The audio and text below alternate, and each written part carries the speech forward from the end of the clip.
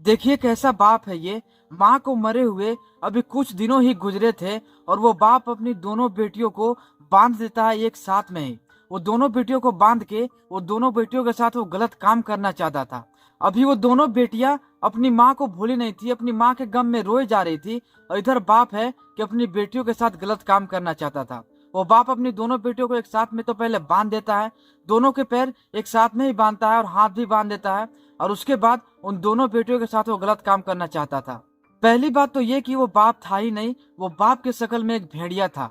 अब वो बाप करता क्या है, वो बाप अपनी दोनों बेटियों को बोलता है कि तुम दोनों आपस में ही अपने साथ कुछ करो। देखिए दोस्तों, मैं ये बात आपको पर्दे में रहकर बोल रहा हूँ क्योंकि बहुत सारे इंस्ट्रक्शन लगे हुए हैं, उसीलिए मैं सारी बातें खोल कर नहीं बोल सकता। तो वो जो बाप है अपनी बेटियों को बोलता है कि तुम दोनों एक दूसरे के साथ कुछ करो।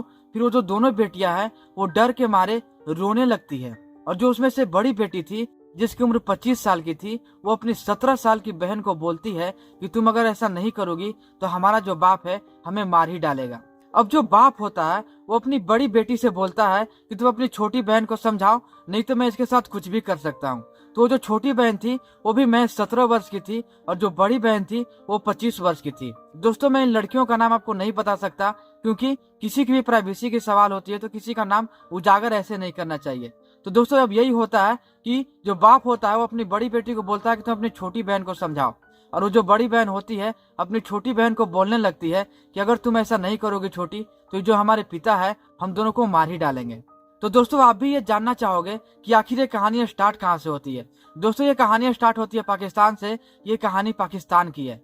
दोस्तों, ये जो कहानी है ये कहानी 25 नवंबर 2023 की है। एक माँ अपनी बेटियों से बहुत ज्यादा प्यार करती थी, लेकिन वो माँ कुछ दिनों तक ही अपनी बेटियों के साथ रह पाती है, अपनी बेटियों की वो शादी नहीं कर पाती है। हालांकि उसकी ये इच्छा थी कि वो अपनी बेटियों की शादी करवाने के बाद ही इस दुनिया को छोड़ के जाए, लेकिन मरने वालों को कौन रोक सकता है। अब उन दोनों बेटियों की माँ को गले में कैंसर हो जाता है।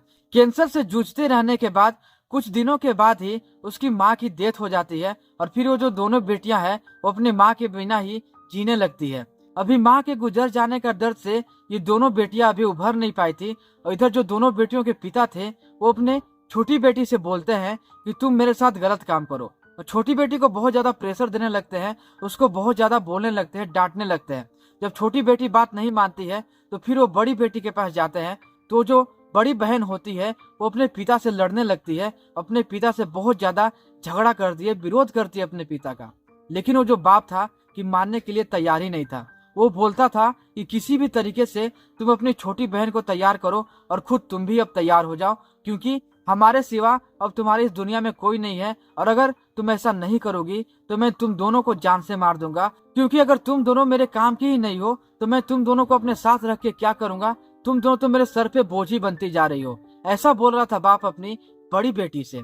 जब उसकी बेटी विरोध करती थी तो वो मारता था, पीटता था, दोनों बेटियों को एक साथ ही मारता था, और कई कई दिनों तक तो वो बाप अपनी बेटियों को खाना तक नहीं देता था। तो ऐसे ही कुछ दिन तक गुजरते गए। वो जो बेटियां थी वो पढ़ना चाहती थी, कुछ बनना चाहती थी, तो उसके जो पिता है अब पैसा देना भी बंद कर देते हैं। जो बड़ी बेटी थी वो कॉलेज में जाया करती थी, और जो छोटी बेटी थी जिसकी उम्र की 17 साल की थी वो भी महज 7 क्लास में ही पढ़ रही थी। लेकिन वो जो बाप है अपनी 17 साल की बेटी के साथ गलत काम करना चाहता था। उसकी बड़ी बहन बहुत अपने बाप को समझाती है, लेकिन उसका बाप था कि मानने के लिए तैयार ही नहीं होता है। वो एक दिन बहुत ज्यादा नशे में होकर आता है और फिर अपनी बड़ी बेटी को बोलता है कि तुम अपनी छोटी बहन को मेरे कमरे में लेकर आ जाओ। अब बड़ी बहन बहुत ज्यादा डरने लगती है, क्योंकि वो पहली बार ऐसा कुछ बोल रहा था बाप कि अपनी छोटी बहन को अपनी कमरे में लेकर आओ। तो ऐसे ही कुछ देर तक होता रहा। फिर वो बेटी भी बहुत ज्यादा विरोध करती रही, बोलती रही कि आखिर आप छोटी बहन का करोगे क्या। तो वो बोलते हैं कि पहले तो अपनी छोटी बहन को लाओ। वो बाप अभी बहुत नशे में था।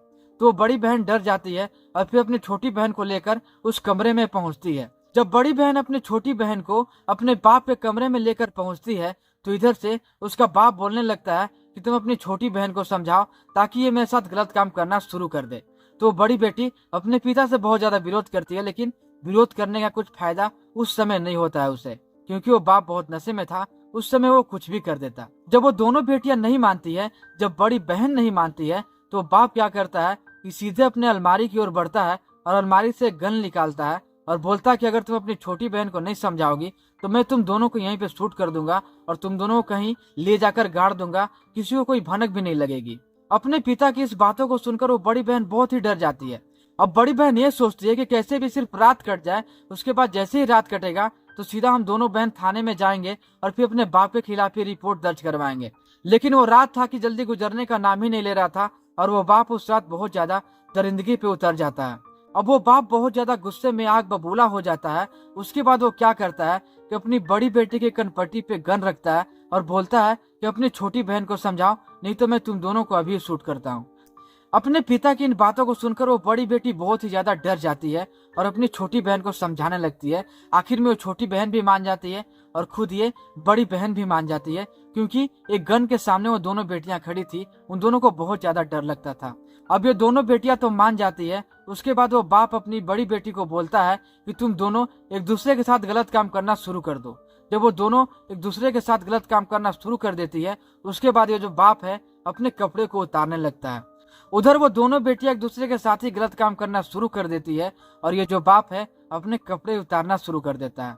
उसके बाद ये बाप एक रस्सी लेकर आता है और अपनी दोनों बेटियों को पैरों को पहले बांधता है, उसके बाद उनके हाथों को बांधता है और फिर उसके साथ वो जो भी बन पड़ता है वो करता है। वो अपनी दोनों बेटियों के साथ वो रात भर दरिंदगी करता है। रात भर अपनी दोनों बेटियों को वो नोचते रहता है।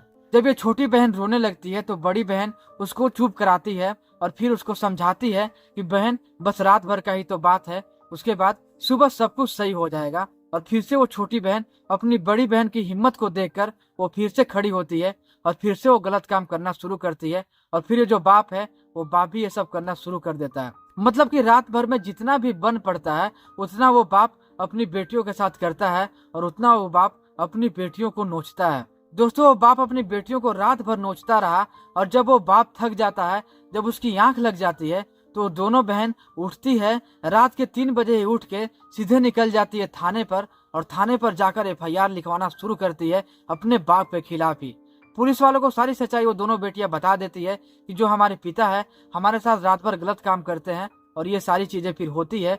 फिर वो जो पुलिस वाले थे वो पुलिस वाले दौड़े दौड़े उसके घर पे जाते हैं और फिर उस बाप को गिरफ्तार किया जाता है। दोस्तों, इस पिता को तो जेल हो जाती है। फिर ये जो दोनों बेटियां हैं वो आजाद हो जाती है। फिर जो बड़ी बहन है कुछ काम करना स्टार्ट करती है और फिर कमाते कमाते अपनी छोटी बहन को भी पढ़ाना स्टार्ट करती है और फिर अपने पिता का घर भी छोड़ देती है, एक किराए पे रूम लेती है, फिर कुछ काम करती है और अपनी छोटी बहन को भी पढ़ाती है, उसी से अपने खर्च चलाती है। तो दोस्तों, ये कहानी अब यहीं पे खत्म होती है। आपकी राय इस वीडियो के बारे में क्या है? अब अपनी राय हमें कमेंट में जरूर से शेयर कर देना। आपकी राय लेना हमें बहुत ही जरूरी होता है, तो अपनी राय में कमेंट में जरूर से शेयर कर देना। तो इस वीडियो को यहीं पे खत्म करते हैं। वीडियो को लाइक करके चैनल को सब्सक्राइब जरूर से कर देना। तो मिलता हूँ किसी ऐसी नई कहानी नई स्टोरी के साथ। तब तक के लिए अपना ध्यान रखिए, सेफ रहे, सतर्क रहें और अपने घरों में ही रहें।